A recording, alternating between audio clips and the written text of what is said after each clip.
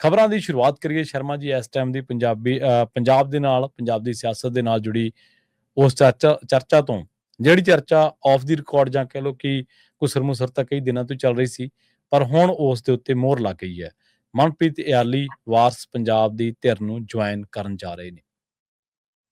ਬਿਲਕੁਲ ਜੀ, ਖੁਦ ਮਨਪ੍ਰੀਤ ਇਆਲੀ ਨੇ ਇਸ ਗੱਲ ਦੀ ਪੁਸ਼ਟੀ ਕਰ ਦਿੱਤੀ ਹੈ। ਹੁਣ ਜਦੋਂ ਆਪਾਂ ਪ੍ਰੋਗਰਾਮ ਕਰ ਰਹੇ ਹਾਂ ਤਦ ਤੋਂ ਕੁਝ ਘੰਟਿਆਂ ਬਾਅਦ ਹੀ ਮਨਪ੍ਰੀਤ ਸਿੰਘ ਇਆਲੀ ਚੰਡੀਗੜ੍ਹ ਦੇ ਸੈਕਟਰ 27 ਸਥਿਤ ਪ੍ਰੈਸ ਕਲੱਬ ਦੇ ਵਿੱਚ ਵਾਰਸ ਪੰਜਾਬ ਦੀ ਜਥੇਬੰਦੀ ਨੂੰ, ਵਾਰਸ ਪੰਜਾਬ ਦੇ ਦਲ ਨੂੰ ਰਸਮੀ ਤੌਰ ਤੇ, ਰਾਜਨੀਤਿਕ ਤੌਰ ਤੇ ਜੁਆਇਨ ਕਰਨਗੇ ਜੀ। ਔਰ ਉਹਨਾਂ ਦੀ ਪਾਰਟੀ 'ਚ ਜਾਂ ਇਸ ਦਲ 'ਚ ਸ਼ਮੂਲੀਅਤ ਦੇ ਲਈ ਖੁਦ ਮੈਂਬਰ ਪਾਰਲੀਮੈਂਟ ਅੰਮ੍ਰਿਤਪਾਲ ਸਿੰਘ ਦੇ ਪਿਤਾ ਪਹੁੰਚ ਰਹੇ ਨੇ, ਉਹ ਸ਼ਾਮਲ ਕਰਾਉਣਗੇ।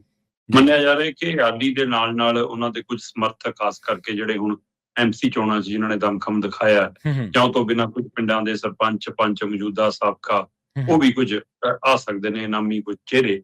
ਵੈਸੇ ਕੋਸ਼ਿਸ਼ ਸੀ ਮਨਪ੍ਰੀਤ ਇਆਲੀ ਦੀ ਕਿ ਮੈਂ ਇਕਬਾਲ ਸਿੰਘ ਝੁੰਦਾ ਵਰਗਿਆਂ ਨੂੰ ਵੀ ਨਾਲ ਹੀ ਲਿਆਵਾਂ। ਠੀਕ ਹੈ, ਇਸ ਕਵਾਇਦ 'ਚ ਵੀ ਉਹ ਸਨ। ਉਹ ਤਾਂ ਇਹ ਵੀ ਚਾਹੁੰਦੇ ਸਨ ਕਿ ਜਿੱਦਣ ਮੇਰੀ ਸ਼ਮੂਲੀਅਤ ਹੋਵੇ ਨਾਲੇ ਕੁਬਰ ਵਿਜੇ ਪ੍ਰਤਾਪ ਦੀ ਵੀ ਹੋ ਜਾਵੇ। ਇਹ ਕੋਸ਼ਿਸ਼ਾਂ ਉਹਨਾਂ ਨੇ ਕੀਤੀਆਂ ਜੀ। ਸੋ ਚਲੋ ਆਉਂਦੇ ਸਮੇਂ 'ਚ ਦੇਖਦੇ ਹਾਂ, ਕਿਉਂਕਿ ਚਰਚਾ ਤਾਂ ਇਹ ਕੁਬਰ ਵਿਜੇ ਪ੍ਰਤਾਪ ਦੀ ਵੀ ਹੈਗੀ ਹੈ ਕਿ ਉਹ ਵੀ ਸਮਝਣ ਦੀ ਕੋਸ਼ਿਸ਼ ਕਰ ਰਹੇ ਨੇ ਕਿ ਕੀ ਮੈਨੂੰ ਮੇਰੀ ਬੋਲਚਾਲ ਦੀ ਭਾਸ਼ਾ ਦੇ ਹਿਸਾਬ ਨਾਲ ਇਹ ਤਸੀਰ ਤੇ ਮੇਰੇ ਅੰਦਾਜ਼ ਦੇ ਹਿਸਾਬ ਨਾਲ ਮੈਨੂੰ ਇਹ ਫਿੱਟ ਬੈਠਦਾ ਹੈ ਕਿ ਨਹੀਂ। ਜੀ ਜੀ, ਸਹੀ ਹੈ। ਸੋ ਬਾਕੀ ਇਕਬਾਲ ਸਿੰਘ ਝੁੰਦਾ ਹੋਰਾਂ ਦਾ ਵੀ ਇਹ ਮੰਨਣਾ ਸੀਗਾ ਵੀ ਕਿ ਜੇ ਇਆਲੀ ਗਰੁੱਪ ਬਣਾ ਕੇ ਸਮਝੌਤਾ ਕਰਦੇ ਤਾਂ ਜ਼ਿਆਦਾ ਵਧੀਆ ਸੀ। ਉਹ ਤਾਂ ਇਹ ਚਾਹੁੰਦੇ ਸੀ ਕਿ ਪੁਨਰ ਸਰਜੀਤ ਦਾ ਵੀ ਜੇ ਹੁੰਦਾ ਤਾਂ ਗੱਠਜੋੜ ਹੁੰਦਾ, ਰਲੇਵਾਂ ਨਾ ਹੁੰਦਾ। ਤੇ ਜੇ ਉਹ ਰਲੇਵਾਂ ਨੇ, ਉਹਨਾਂ ਦਾ ਗੱਠਜੋੜ ਨਹੀਂ ਹੋ ਰਿਹਾ, ਤਾਂ ਆਪਾਂ ਵੀ ਇੱਕ ਆਪਣੇ ਗਰੁੱਪ ਦਾ ਗੱਠਜੋੜ ਕਰ ਲਈਏ, ਰਲੇਵਾਂ ਨਾ ਕਰੀਏ। ਸੋ ਇਸ ਲਈ ਕੁਝ ਦੁਬਿਧਾਵਾਂ ਸੀਗੀਆਂ, ਪਰ ਮਨਪ੍ਰੀਤ ਇਆਲੀ ਤਾਂ ਜਿਸ ਦਿਨ ਦੇ ਮਤਲਬ ਕਿ ਮਨਮੁਟਾਵ ਹੋਇਆ ਉਹਨਾਂ ਦਾ ਪੁਨਰ ਸਰਜੀਤ ਤੋਂ, ਉਸ ਦਿਨ ਦੇ ਹੀ ਉਹ ਲਗਭਗ ਵਾਰਸ ਪੰਜਾਬ ਦੀ ਹਰ ਸਟੇਜ ਤੇ, ਹਰ ਪ੍ਰੋਗਰਾਮ ਤੇ ਦਿਖ ਰਹੇ ਨੇ। ਮਨਪ੍ਰੀਤ ਇਆਲੀ ਕੋ ਲੀਡਰ ਨੇ ਜਿਹੜੇ ਮਤਲਬ ਕਿ ਪੰਜਾਬ ਦੀ ਵਿਧਾਨ ਸਭਾ ਦੇ ਵਿੱਚ ਅਕਾਲੀ ਦਲ ਦੇ ਕੋਟੇ ਚੋਂ MLA ਨੇ ਜੀ। 3 MLA ਨੇ ਅਕਾਲੀ ਦਲ ਕੋਲ, 3 ਚੋਂ ਇੱਕ ਡਾਕਟਰ ਸੁੱਖੀ ਪਹਿਲਾਂ ਹੀ ਆਪ ਨਾਲ ਜਾ ਚੁੱਕੇ ਨੇ, ਤੇ ਇਹ ਵੀ ਇੱਕ ਤਰ੍ਹਾਂ ਨਾਲ ਅੱਡੇ ਸੀ ਅਕਾਲੀ ਦਲ ਤੋਂ। ਜਦੋਂ ਪੁਨਰ ਸਰਜੀਤ ਆ ਗਏ ਫਿਰ ਤਾਂ ਬਿਲਕੁਲ ਹੀ ਸੀਗੇ। ਕੱਲੀ ਗਨੀਪ ਕੌਰ ਹੋਰੀ ਮਜੀਠੀਆ ਉਹਨਾਂ ਦੀ ਧਰਮ ਪਤਨੀ, ਉਹ ਅਕਾਲੀ ਦਲ ਦੇ ਕੋਟੇ 'ਚ ਬੋਲਦੇ ਨੇ। ਪਰ ਇਹਦੇ ਨਾਲ ਨਾਲ ਮਨਪ੍ਰੀਤ ਇਆਲੀ ਸੁਖਬੀਰ ਬਾਦਲ ਤੇ ਖਾਸ ਕਰ ਬਿਕਰਮ ਮਜੀਠੀਆ ਦੇ ਬਹੁਤ ਨੇੜਲੇ ਰਹੇ ਨੇ। ਚੰਗਾ ਉਹਨਾਂ ਦਾ ਰਸੂਖ ਰਿਸ਼ਤਾ ਰਿਹਾ। ਤੇ ਮਤਲਬ ਅਕਾਲੀ ਦਲ ਦੇ ਉਲਟ ਵਗਦੀ ਹਵਾ ਦੇ ਵਿੱਚ ਵੀ ਮਨਪ੍ਰੀਤ ਇਆਲੀ ਜਿੱਤ ਕੇ ਆਉਣਾ, ਉਹਨਾਂ ਨੇ ਆਪਣੀ ਇੱਕ ਉਹ ਵੀ ਦਿਖਾਇਆ ਕਿ ਮੇਰੇ ਤੇ ਲੋਕ ਯਕੀਨ ਕਰਦੇ ਨੇ। ਪਰ ਜਦੋਂ 2 ਦਸੰਬਰ ਦੇ ਹੁਕਮਨਾਮੇ ਆਉਂਦੇ ਨੇ ਤਾਂ ਉਹਦੇ ਵਿੱਚੋਂ ਮਨਪ੍ਰੀਤ ਇਆਲੀ ਨੂੰ ਵੱਡੀ ਜ਼ਿੰਮੇਵਾਰੀ ਮਿਲਦੀ ਹੈ ਕਿ 5 ਮੈਂਬਰੀ ਕਮੇਟੀ ਦੇ ਵਿੱਚ ਮਨਪ੍ਰੀਤ ਇਆਲੀ ਹੁੰਦੇ ਨੇ।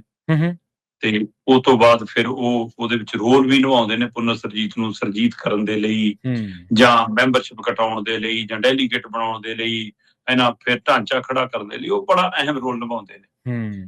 ਪਰ ਜਿਸ ਮਕਸਦ ਨਾਲ 2 ਦਸੰਬਰ ਦੇ ਹੁਕਮਨਾਮਿਆਂ ਚੋਂ ਇਹ ਕੰਮ ਤੁਰਿਆ ਸੀ, ਉਹ ਸੀਗਾ ਚੁੱਲ੍ਹੇ ਸਮੇਟ ਕੇ ਇੱਕ ਧਿਰ ਬਣਾਉਣਾ। ਜੀ ਜੀ, ਸਹੀ ਹੈ।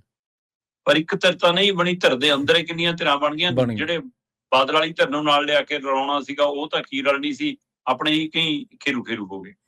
ਹੁਣ ਉਹ ਸਾਰੀ ਸਥਿਤੀ ਦੇ ਵਿੱਚ ਮਨਪ੍ਰੀਤ ਇਆਲੀ ਤੇ ਗਿਆਨੀ ਹਰਪ੍ਰੀਤ ਸਿੰਘ ਦੇ ਵਿਚਾਲੇ ਦੂਰੀਆਂ ਵੱਧਦੀਆਂ ਗਈਆਂ ਜੀ। ਆਖਰ ਮਤਲਬ ਕਿ ਪੰਥਕ ਕੌਂਸਲ ਦੇ ਮਾਮਲੇ 'ਚ ਵੀ ਉਹ ਬੀਬੀ ਵੀ ਉਧਰ ਹੀ ਗਏ, ਇੱਧਰ ਨਹੀਂ ਰਹੇ ਇੱਕ ਤਰ੍ਹਾਂ ਨਾਲ। ਜੀ ਜੀ। ਤੇ ਫਿਰ ਇੱਕ ਕਮੇਟੀ ਬਣਾਈ ਗਈ ਕਿ ਚਲੋ ਜੀ ਆਪਾਂ ਤਾਲਮੇਲ ਕਮੇਟੀ ਬਣਾ ਲਓ ਜਿਹੜੀ ਦੋਵੇਂ ਦਲਾਂ ਦੇ ਵਿੱਚ ਆਪਸੀ ਸਾਂਝ ਪਵਾ ਸਕੇ। ਉਹਦੀ ਅਗਵਾਈ ਵੀ ਮਨਪ੍ਰੀਤ ਇਆਲੀ ਦੇ ਹਿੱਸੇ ਆਈ, ਪਰ ਉਹ ਕਹਿੰਦੇ ਕਿ ਮੈਨੂੰ ਪ੍ਰਵਾਹ ਨਹੀਂ ਕਰ ਰਹੇ ਗਿਆਨੀ ਹਰਪ੍ਰੀਤ ਸਿੰਘ, ਮੈਂ ਗੱਲ ਕਿਵੇਂ ਕਰੂੰਗਾ, ਇਹ ਕਰੂੰਗਾ। ਸੋ ਕੁੱਲ ਮਿਲਾ ਕੇ ਇੱਧਰੋਂ ਦੂਰ ਹੋ ਗਏ ਸੀ, ਉਹਨਾਂ ਸਟੇਜਾਂ ਦੇ ਨਜ਼ਰ ਆਉਣ ਲੱਗੇ ਸੀ। ਫਿਰ ਉਹਨਾਂ ਨੇ ਇੱਧਰੋਂ ਅਸਤੀਫਾ ਦਿੱਤਾ। ਤਦ ਚਰਚਾ ਤੁਰ ਪਈ ਕਿ ਇੱਕ ਵਾਰ ਕਿ ਆਮ ਆਦਮੀ ਪਾਰਟੀ ਦੇ ਸੰਪਰਕ 'ਚ ਨੇ ਜੀ, ਕਿਉਂਕਿ ਗਾਹੇ ਬਗਾਏ ਭਗਵੰਤ ਮਾਨ ਵੀ ਤਾਰੀਫ ਤਰੂਫ ਜੀ ਕਰ ਦਿੰਦੇ ਸੀਗੇ। ਤੇ ਇਸ ਤਰੀਕੇ ਨਾਲ ਜਿਵੇਂ ਡਾਕਟਰ ਸੁੱਖੀ ਨੂੰ ਭਰਮਾਇਆ, ਕਹਿੰਦੇ ਕਿ ਸ਼ਾਇਦ ਇਹ ਵੀ ਭਰਮਾ ਹੋ ਜਾਣ। ਪਰ ਇਆਲੀ ਜਿੱਥੇ ਸਿੱਖ ਵਿਚਾਰਧਾਰਾ ਨਾਲ ਵੀ ਸਿੱਧੇ ਸਪਸ਼ਟ ਜੁੜੇ ਹੋਏ ਨੇ, ਉੱਥੇ ਉਹ ਕਿਤੇ ਨਾ ਕਿਤੇ ਕਾਰੋਬਾਰੀ ਤੌਰ ਦੇ ਉੱਤੇ ਵੀ ਹੈਗੇ ਨੇ। ਸੋ ਸਾਰਾ ਨਾਪ ਤੋਲ ਉਹਨਾਂ ਨੇ ਦੇਖਿਆ ਹੋਏਗਾ, ਸਿਆਸੀ ਸਮਝ ਉਹਨਾਂ ਨੂੰ ਹੈਗੀ ਹੈ, ਕਿੰਨੀਆਂ ਚੋਣਾਂ ਲੜ ਲਈਆਂ, ਜਿੱਤ ਲਏ। ਸੋ ਇਸ ਲਈ ਉਹਨਾਂ ਨੇ ਹੁਣ ਫੈਸਲਾ ਕੀਤਾ ਕਿ ਮੈਂ ਵਾਰਸ ਪੰਜਾਬ ਦੇ ਨਾਲ ਜਾਵਾਂਗਾ ਜੀ।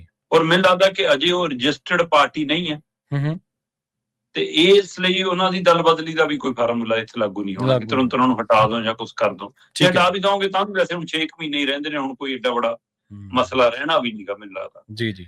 ਤੇ ਇਸ ਲਈ ਉਹਨਾਂ ਨੇ ਤੈਅ ਕਰ ਲਿਆ, ਤੇ ਅੱਜ ਉਹ ਰਸਮੀ ਤੌਰ ਦੇ ਉੱਤੇ ਵਾਰਸ ਪੰਜਾਬ ਦੇ ਦਲ ਦੇ ਵਿੱਚ ਸ਼ਾਮਲ ਹੋ ਜਾਣਗੇ। ਔਰ ਉੱਥੇ ਵੀ ਉਹ ਇਹ ਮੰਨ ਕੇ ਜਾ ਰਹੇ ਨੇ ਕਿ ਮੈਂ ਹੁਣ ਪਾਰਟੀ ਦਾ ਚਿਹਰਾ ਨਹੀਂ ਹੋਊਂਗਾ। ਠੀਕ ਹੈ।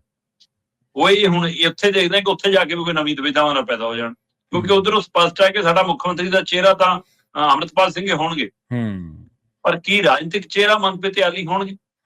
ਕੀ ਉਹਨਾਂ ਦੀ ਗੈਰ ਹਾਜ਼ਰੀ ਚ ਪਾਰਟੀ ਨੂੰ ਲੀਡ ਇਹ ਕਰਨਗੇ ਜਾਂ ਇਹਨਾਂ ਨੂੰ ਮਤਲਬ ਕਿ ਕੋਈ ਖਾਸ ਟਾਸਕ ਦਿੱਤਾ ਜਾਊਗਾ, ਉਹ ਟਾਸਕ ਅਨੁਸਾਰ ਇਹ ਕੰਮ ਕਰਨਗੇ, ਜਾਂ ਉੱਥੇ ਜਾ ਕੇ ਵੀ ਇਹ ਕੁਛ ਮੁੱਢਲੀ ਕਤਾਰ ਚ ਜਿੱਥੇ ਬੈਠਣਾ ਚਾਹੁੰਦੇ ਨੇ ਜਾਂ ਆਪਣੇ ਲਈ ਚਾਹੁੰਦੇ ਨੇ ਉਹੀ ਜਿਹਾ ਸਾਰਾ ਕੁਝ ਹੋਊਗਾ। ਹੁਣ ਇਹ ਦੇਖਣ ਵਾਲੀ ਗੱਲ ਹੈ। ਰਾਜਨੀਤਿਕ ਤੌਰ ਦੇ ਉੱਤੇ ਜਿੰਨਾ ਸਿੱਧੀ ਲਾਈਨ ਦਿਖਦੀ ਹੁੰਦੀ ਉਨੀ ਸਿੱਧੀ ਹੁੰਦੀ ਨਹੀਂ। ਇਹ ਤਾਂ ਬਾਅਦ ਚ ਜਾ ਕੇ ਹੀ ਪਤਾ ਲੱਗਦਾ ਕਿ ਹਾਂ ਕੀ ਆਂਦਾ। ਜੀ ਸਹੀ ਹੈ, ਬਿਲਕੁਲ।